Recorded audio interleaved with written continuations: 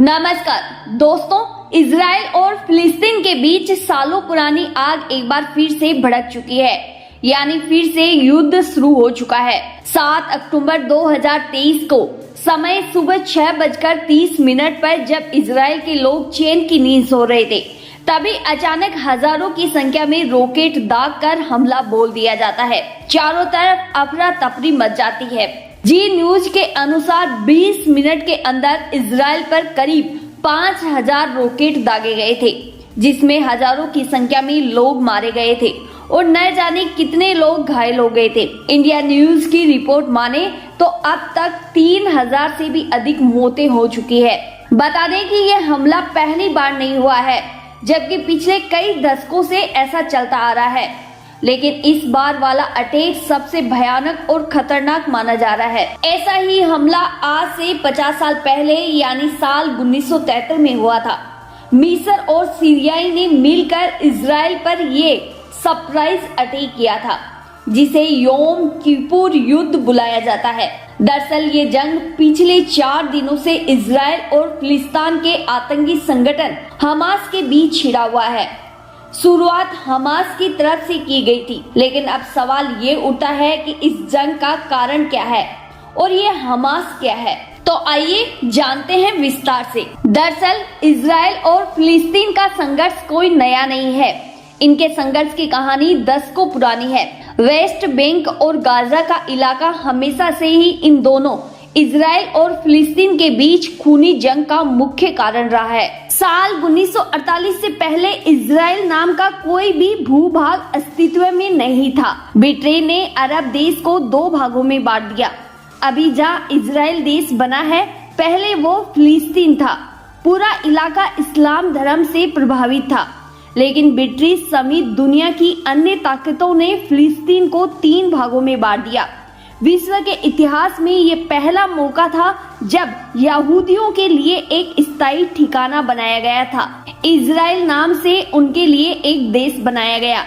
इसके पहले यहूदियों का अपना कोई भी देश नहीं था। दरअसल जिस दौर में फिलिस्तीन को 3 भागों में बांटा जा रहा था, उस समय फिलिस्तीन की कुल जमीन को 3 हिस्सों में किया गया।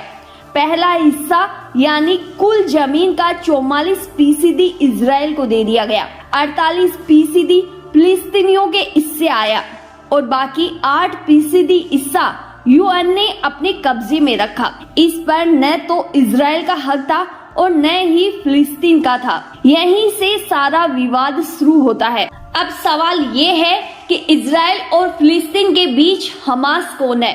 दरअसल हमास एक आतंकी संगठन है। इसकी स्थापना साल 1987 में फिलिस्तीनी शरणार्थी शेख अहमद यासीन ने की थी।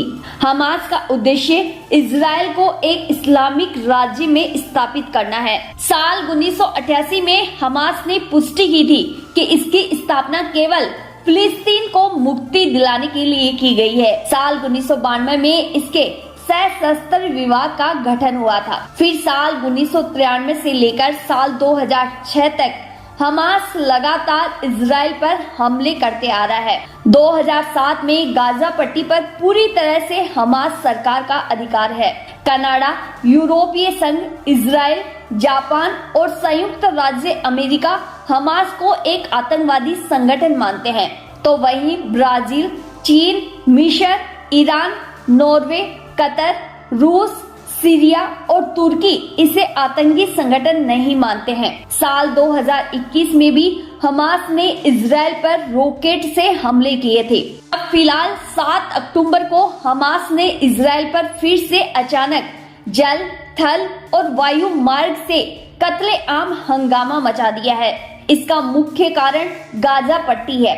दरअसल गाजा पट्टी इजराइल के दक्षिण पश्चिम में स्थित एक 6 से 10 किलोमीटर चौड़ी, करीब 45 किलोमीटर लंबा क्षेत्र है। इसके 3 ओर इजराइल का नियंत्रण है। दक्षिण में मिस्र है, पश्चिम दिशा में भूमध्य सागर में इसकी जलीय सीमा इजराइल द्वारा नियंत्रित की जाती है। गाजा पट्टी में रहने वाले लोग फिलिस्तीनी है। गाजा पट्टी का इतिहास 1948 में इजराइल के बनने के बाद ही शुरू हुआ था। इजराइल के निर्माण के बाद यहाँ बसे अरबों के लिए एक आर्मी स्ट्राइक रेखा बनाई गई थी, जिसके अनुसार गाजा पट्टी में अरबी मुस्लिमी का रहना तय किया गया था कि यहूदी इजराइल में रहेंगे। 1948 से लेकर 1967 तक इस पर मिस्र का अधिकार था, लेकिन जून 1967 के युद्ध के बाद इजराइल का गाजा पट्टी पर अधिकार रहा। साल 2007 से अब तक फिलिस्तीन का कब्जा गाजा पट्टी पर है। वेस्ट बैंक और गाजा का क्षेत्र हमेशा से ही इजराइल के लिए संघर्ष का कारण बना रहा है। कई बार 2008, 9, 2012, 2014 और 2021 में संघर्ष भी हो चुके हैं और हर बार इजराइल अपनी ताकत से फिलिस्तीन के भूभाग पर कब्जा कर लेता है। अब तो हालात ये हो चुके हैं कि फिलिस्तीन 48% से घटकर मात्र 12% तक रह गया है।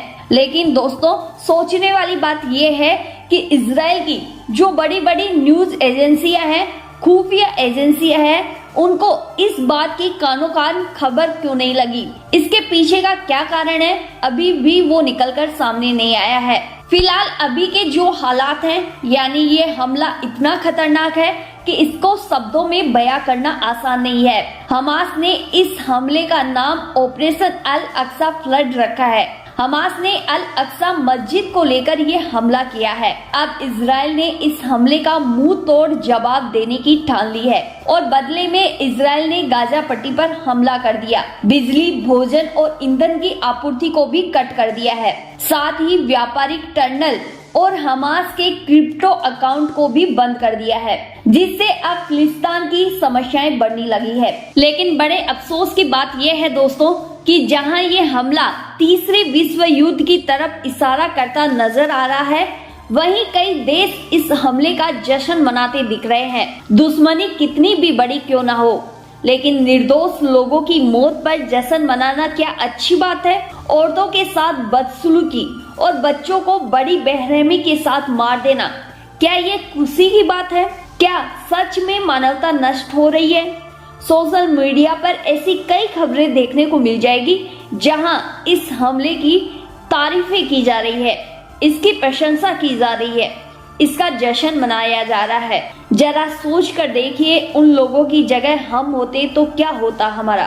कम से कम निर्दोष लोगों की मौतों पर राजनीति जैसा गंदा खेल खेलना किसी को भी शोभा नहीं देता है, चाहे फिर वो दुनिया का कोई भी देश क्यों ना हो। खैर दोस्तों, आज की वीडियो में इतना ही।